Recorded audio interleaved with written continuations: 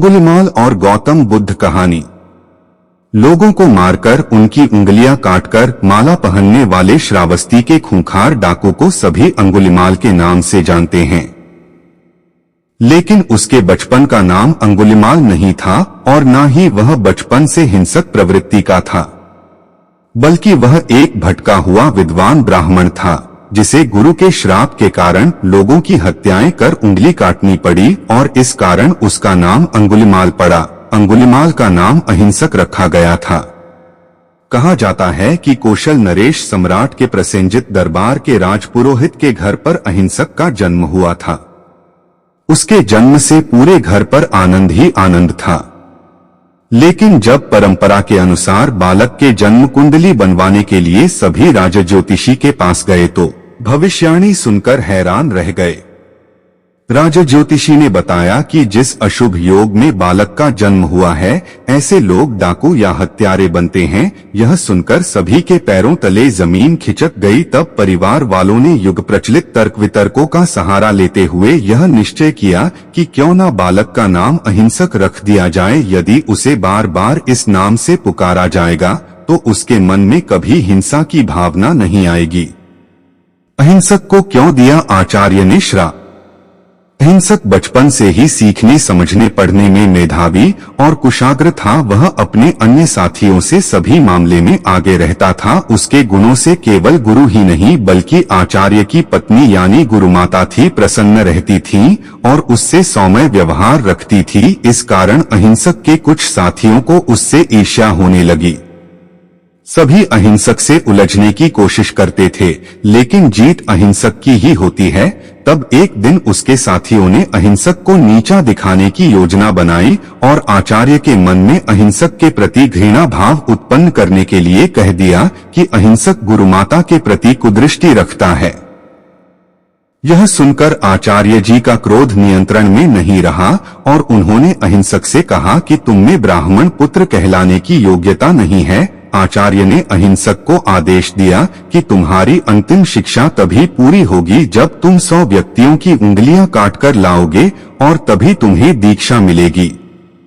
आचार्य के आदेश का अहिंसक इसका धर्मानुकूल पालन करने लगा और हत्यारा बन गया। अहिंसक कैसे बना डाकू अंगुलिमाल?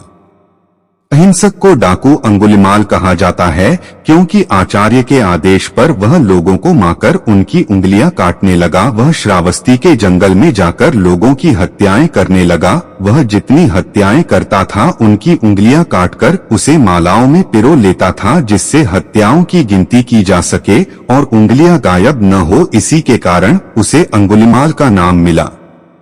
गौतम बुद्ध से मिलकर अंगुलिमाल बन गया भिक्षुक। कहा जाता है कि जब श्रावस्ती में अंगुलिमाल का भय था तभी भगवान गौतम बुद्ध अपना वर्षावास करने यहाँ आए हुए थे। लोगों ने गौतम बुद्ध को अंगुलिमाल के आतंक के बारे में बताया, लेकिन वे मौन धारण करते हुए जंगल की ओर चलते गए। तभी पीछे से आवाज आई, रुक जा, कहाँ जा रहा है?